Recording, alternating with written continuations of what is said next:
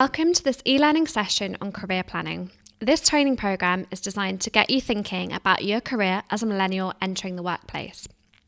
Generation Z will work 48 weeks a year, 27.5 hours a day for 40 years of their life. Known as the job hopping generation, we're the most likely generation to switch jobs, with 6 in 10 of us constantly on the lookout for new opportunities. With this in mind, it's important to have a career that enables you to thrive and plan how to get there.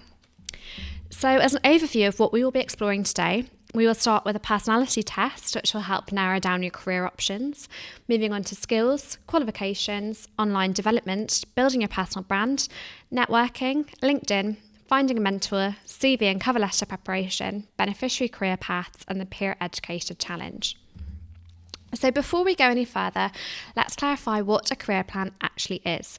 A career plan is a combination of structured planning and the active management of personal choice. It's a strategy that allows you to determine your skills, interests, career goals, and actions to implement them. If you don't know what you want to do with your life yet, don't panic. A career plan can be generalised or very specific. Regardless of whether you know exactly who you want to become or whether you have no idea, you can get started today. So start with a statement of where you're at now, considering the following. Please note that you will find a template example of this on your memory stick. So number 1, ultimate career role. This is your dream role, realistic or unrealistic, jot it down. If you aren't sure specifically, you can always put down a general sector, for example, business, healthcare or construction. So the second is stepping stone roles. So these are jobs that you can take to reach your end goal. For example, to become a project manager, you may first have to consider taking an internship, a project assistant or a project coordinator role. No one gets a dream job straight away. So now we'll move on to number 3, which is your current role. So what are you currently doing?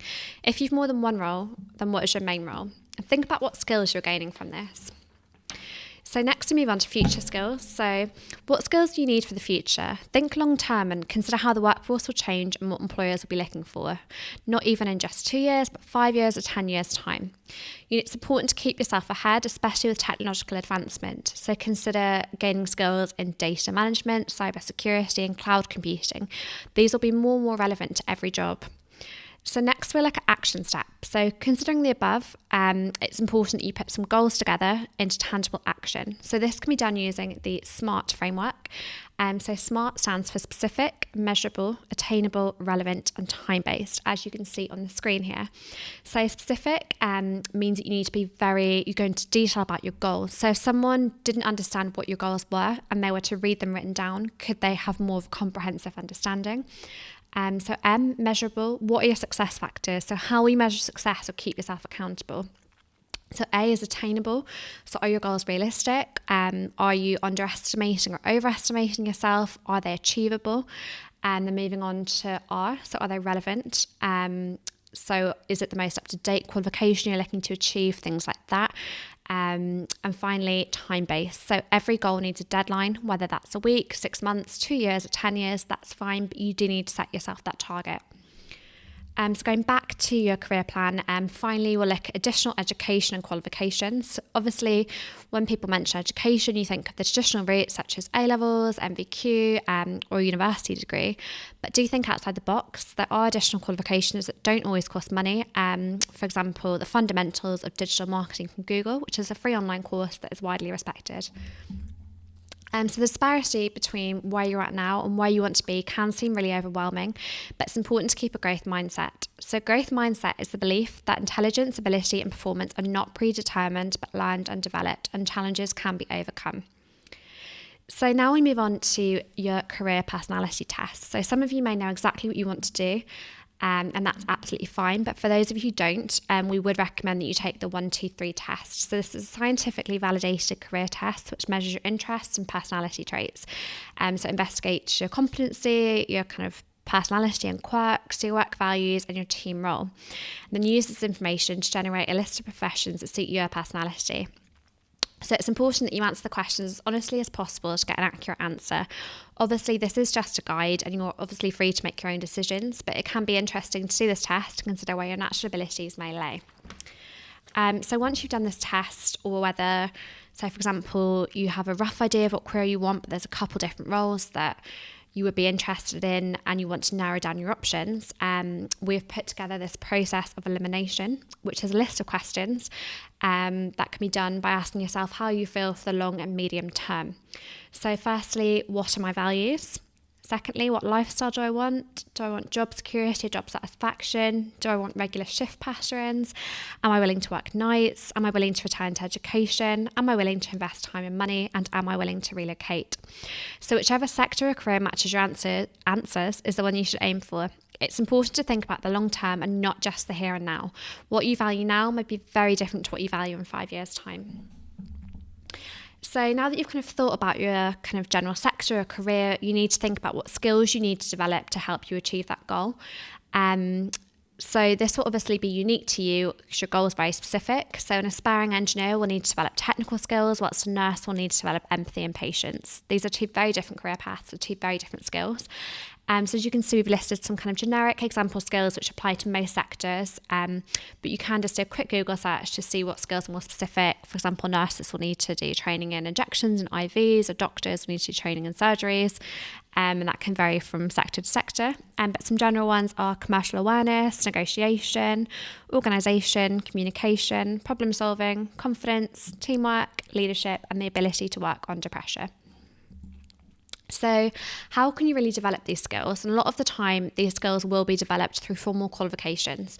Not always, and sometimes the best approach may be more practical or hands-on, gaining work experience through volunteering and things like that.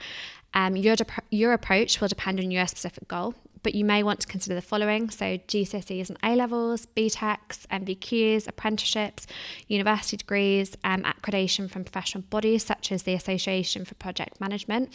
Every sector has their own professional body, and you just need to do a quick Google search, find out who it is and what qualifications they offer, and that can really give you a unique selling point in interviews, especially if your industry is very competitive. But as I mentioned earlier, not everything needs to be a formal process of education, and there are some online development resources. So these are Google Digital Garage, Open University, Future Learn, LinkedIn eLearning, Reed and Allison. But we do say that whether you go down the formal route or the online route, it's important before committing to anything to do your research. So look at the entry requirements and the methods of teaching. Is it classroom-based, distance learning? Is it online? Could you organise childcare around it? And then thirdly, what is the relevance of this qualification to your sector? So will it be recognised and respected? Are you using your time wisely by gaining this skill or qualification? The length of training, so try and get specific times and dates, check you're available.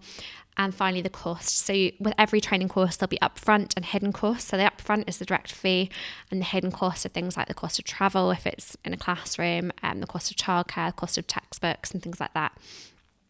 So now we move on to building your own personal brand.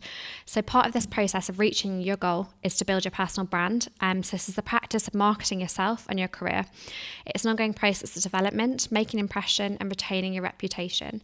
It is easy to dismiss personal branding as unimportant or too time consuming, but it really is a vital skill in the millennial workforce.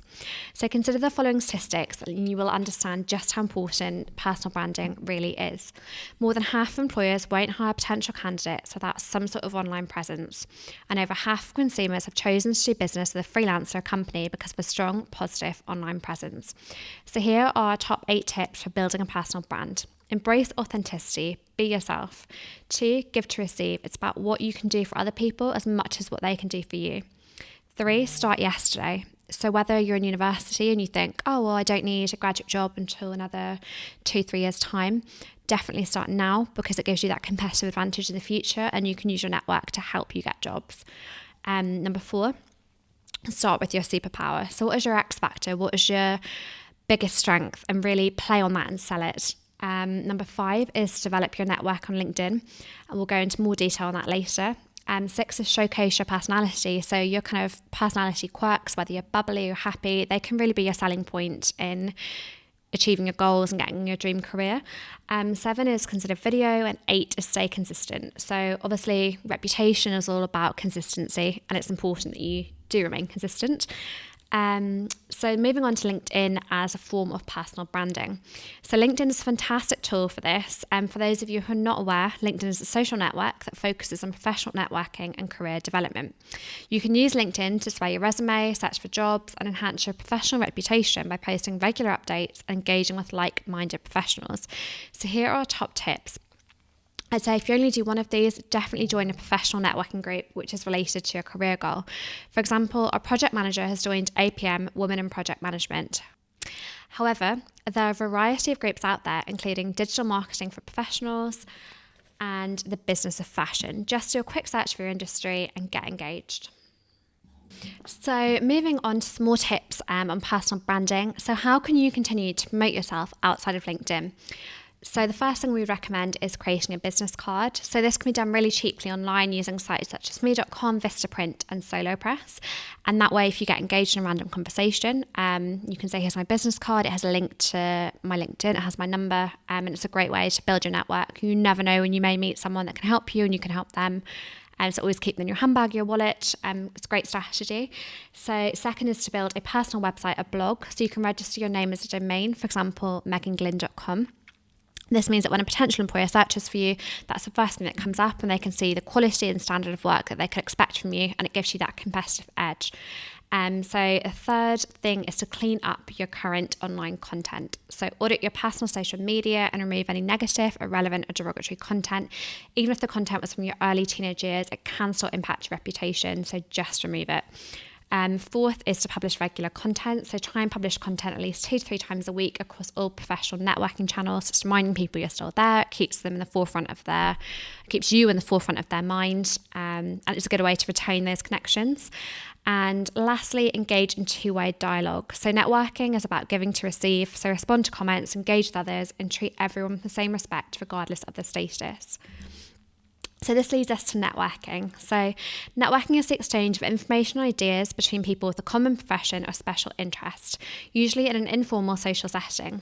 For professionals, the best networking opportunities occur at trade shows, seminars and conferences, which are designed to attract like-minded individuals. Networking helps you keep up to date with current events in the field and develop relationships that may boost future employment prospects. These are the most impactful, but networking can be done every day via LinkedIn. Building a network can take many years, so start before you need to. That way you have a wealth of connections to help you on your way. So here are our top tips. So forget your personal agenda. It's about what you can do for other people, especially when you're just starting out. It's really about getting your name out there. So thirdly, never dismiss anyone as unimportant. Everyone's important, and you want to come across as someone who has respect and value for every human being. So 4 is that people love talking about themselves. So ask them questions about themselves, and that's a great way to engage them. Number 5 is figure out how you can be useful to people. So as I said, especially in the beginning, it will be more of a one-sided relationship where you'll be offering them more support, and eventually it'll become more mutual. Number 6 is to follow up and follow through. So if you make a commitment, stick to it. You want the reputation that you follow through on things. And 7, believe in the power of networking. Everyone knows everyone now. There's a connection in some way, shape or form. And it's really how you get a job now. So moving on to finding a mentor.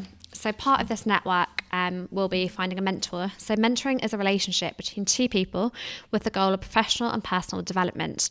The mentor is usually an experienced individual who shares knowledge, experience and advice with the less experienced individual known as the mentee. So networking is a great way to find a mentor that you look up to and admire. It has immense benefits, including improvement in your personal and professional skills, enhanced understanding of management, and increased confidence and motivation.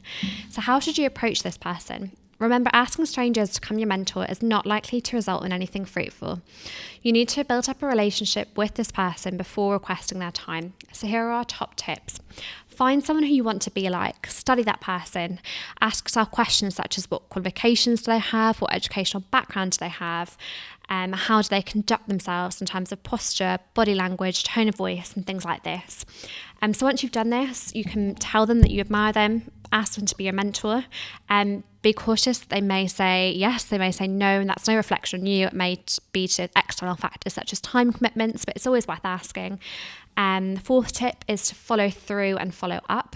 So if you make a time and date that you want to meet, make sure you follow through on that. Otherwise, you may damage the relationship. Number 5 is not to be too intense, let the relationship evolve organically. And number 6, don't check out when you feel challenged. So this person obviously may try and challenge you and make you see things in a different light.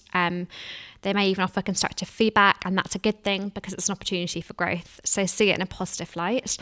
And 7, as I mentioned earlier, commit to the process, don't waste their time, and it could damage your reputation. So now we kind of move on to the kind of formalities of the job application process. So the first one is creating a CV. So a CV is an overview of your education, qualifications, and work experience. It summarises your unique skills, character, and achievements. CVs are arguably one of the most important parts of a job application, and a professional CV can make a statement and help you stand out from the competition.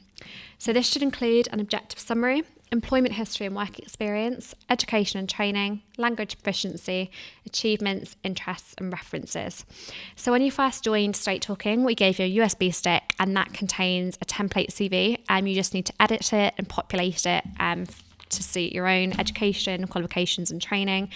And please feel free to come and show it to us in one of our head office, and we'll be happy to review it before you send it off. So now moving on to writing a cover letter. So writing an effective cover letter is essential for getting that job offer. So this is a document sent alongside your CV with a more detailed explanation of why this potential employer should hire you.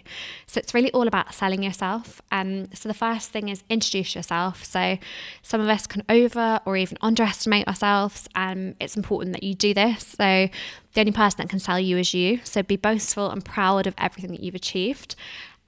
Secondly, or in the second paragraph, mention the job you're applying for and exactly why you want it. So this is kind of opportunity to build up the recruiter's ego, let them know how amazing their company is, why you'd love to work for them. You can be a bit over the top. Moving on to paragraph 3. So show how your skills and experience match the job requirements. So don't just blindly discuss what skills you've gained. Look at the job requirement. What exactly is this employer looking for? And then make sure that you match that and tell them how you match it. And that will really help you to stand out from the competition. And finally, in your final paragraph, encourage the reader to review your CV. Thank them for your time. We have provided a template cover letter in the USB stick that you got when you first joined us. This is a professional template. If you follow this layout exactly, then I'm sure you are guaranteed to have a good chance of getting the job. So now that we've kind of gone through all of the main content, we thought it would be interesting to look at some career paths for our past beneficiaries. So these are primary school teacher, youth worker, police officer, political candidate, developmental manager, and personal trainer. So obviously, planning your career as a young parent and the logistics of this can be really overwhelming. We understand it's not easy and you may endure hardships, but the road to a fulfilling career and financial independence is very much worth it. So obviously I mentioned these past career paths for past beneficiaries, and it just proves how it can be done. And yeah, everything is within your reach and is very much achievable. So moving on to the Peer Educator Challenge. So why not action your career plan and win some awards through the process by getting involved in our Peer Educator Challenge? So here are some examples of how you can get involved. So always ready, print some business cards and carry them with you. Web surfer, create your own website. Spartan, big challenge, send out 300 job applications and keep a track of these on LinkedIn. So obviously you can pick and choose which of these you want to do. Just make sure that you log it and let Anthony know so he can keep you up to date on the leaderboard, because there are some great prizes to be won. So just to kind of finish things up, we just want to remind you, obviously, thank you for listening to this first of all. But we do want to remind you that head office are always here for support. We want to see you succeed and we're happy to help you with your career.